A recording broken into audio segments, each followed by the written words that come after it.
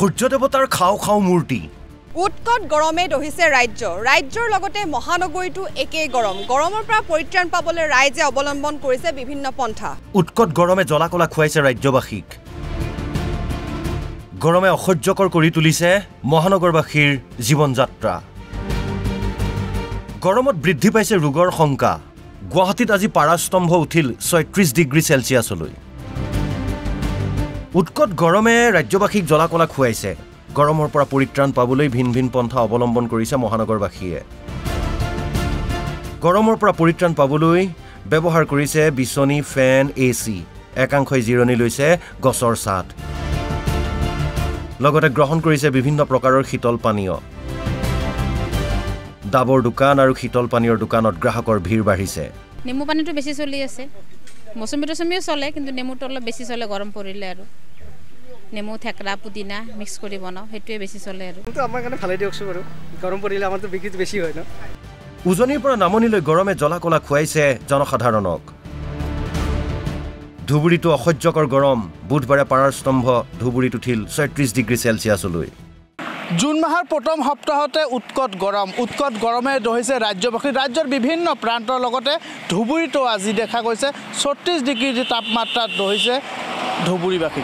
মাজুলীতো গৰমে অসহ্যকৰ কৰি তুলিছে স্বাভাৱিক জীৱন যাত্ৰা অতিমাত্ৰা তাপমাত্ৰাই দহিছে সমগ্ৰ ৰাজ্য অসমত আজি সৰ্বাধিক ৪০ ডিগ্ৰী তাপমাত্ৰা বৃদ্ধিৰ সম্ভাৱনা থকাৰ বিপৰীতে মাজুলীত এই মুহূৰ্তলৈকে ৩৬ ডিগ্ৰী চেলচিয়াছ উষ্ণতা বৃদ্ধি পাইছে আৰু যাৰ পৰিপ্ৰেক্ষিতত অসম চৰকাৰৰ নিৰ্দেশনা অনুসৰি আজি পুৱা ৭:৩০ বজাৰ পৰাই জিলাখনৰ সমগ্ৰ বিদ্যালয়ত অনুষ্ঠিত কৰা হৈছে পাঠদান নলবাৰীবাসীয়েও গৰমৰ পৰা পৰিত্ৰাণ পাবলৈ অৱলম্বন কৰিছে বিভিন্ন পন্থা আনহাতে মহানগৰীৰ একাংশ লোকৰ অভিযোগ ধূলিৰ বাবে বৃদ্ধি পাইছে গৰম মহানগৰীত গছ-গছনি কটাৰ লগতে ব্যাপক নিৰ্মাণ কাৰ্য চলি থকাৰ ফলত পূৰ্বতকৈ বৃদ্ধি পাইছে গৰম মানে কি জলবায়ু যিটো নেকি এই উত্তাপটোৰ কাৰণে মানে গৰমটো হৈছে আৰু গছ-গছনি যিহেতুকে অলপমান যিমান থাকিব লাগে ইমান নাই অলপ কমি আছে সেইকাৰণে হোৱা বুলি হ'ব আৰু বৰ্তমান সময়ত সকলোৰে এক ব্যস্ততাপূৰ্ণ জীৱন গতিকে এই সময়ত বাহিৰলৈ ওলালেও প্ৰত্যেকে সাৱধানতা অৱলম্বন কৰাৰ প্ৰয়োজন পৰ্যাপ্ত পৰিমাণে পানী খোৱাৰ উপৰিও সেউজীয়া শাক-পাচলি খোৱাটো অতিকৈ প্ৰয়োজন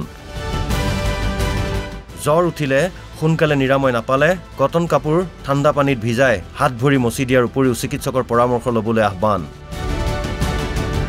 আগন্তুক কেইবাদিনো ধৰি অব্যাহত থাকিব এই প্ৰচণ্ড গৰম অৱশ্যে বৃহস্পতিবাৰে আংশিকভাৱে বতৰ ডাৱৰীয়া হোৱাৰ লগতে বৰষুণৰো আছে সম্ভাৱনা ফাৰ্ষ্টতে যদি কাম নাথাকে বাহিৰত ৰ'দত ওলাব নালাগে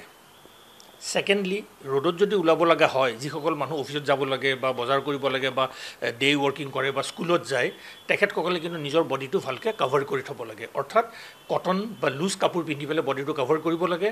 হাতত ছাতি এটা ল'ব লাগে আৰু মূৰত যদি পাৰে টুপি এটা পিন্ধিব লাগে মহিলাসকল আৰু ফেয়াৰ কমপ্লেক্সন মানুহখিনি মুখত ছানস্ক্ৰীনো যদি লগায় স্কিনটো কিন্তু ডেমেজ নহয় তাৰ উপৰি খুব ভালকৈ নিজকে হাইড্ৰেট কৰি থ'ব লাগে অৰ্থাৎ পানী খাব লাগে নাৰিকলৰ পানী খাব লাগে কুঁহিয়াৰৰ জুচ খাব লাগে কাৰ্বনেটেড ড্ৰিংকছ কিন্তু খাব নালাগে আনহাতে নুমলীগড়ৰ দৌলাগুৰি চাহ বাগিচাৰ এটা পুখুৰীত দেখা গ'ল এই নান্দনিক দৃশ্য গৰমৰ পৰা পৰিত্ৰাণ পাবলৈ এজাক বনৰীয়া হাতীয়ে কৰিলে জলকেলি ভিডিঅ' জাৰ্নেলিষ্ট অংকুৰ কলিতাৰ সৈতে গুৱাহাটীৰ পৰা হেপ্পী বৰাৰ সহযোগত ব্যুৰো ৰিপৰ্ট NB নিউজ